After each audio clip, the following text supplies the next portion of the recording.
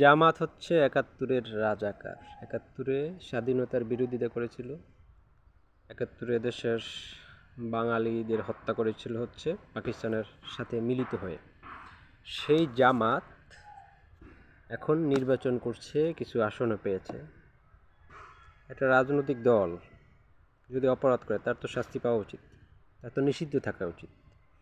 আওয়ামী লীগ বর্তমানে নিষিদ্ধ আছে, কিন্তু রাজাকারের দল জামাত শিবির তারা কিন্তু বহাল তবিয়তে আছে।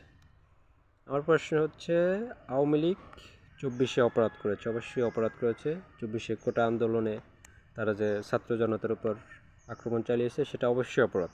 এই জন্য তাদের নিষিদ্ধ করা হয়েছে, বেশ ভালো নিষিদ্ধ করা হয়েছে।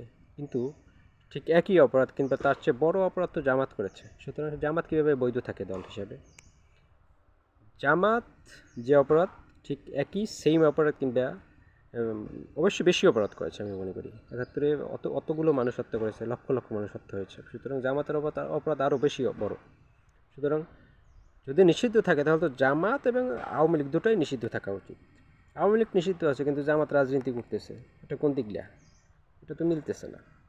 জামাত আওয়ামী লীগ যেমন নিষিদ্ধ আছে, জামাতও নিষিদ্ধ থাকা উচিত।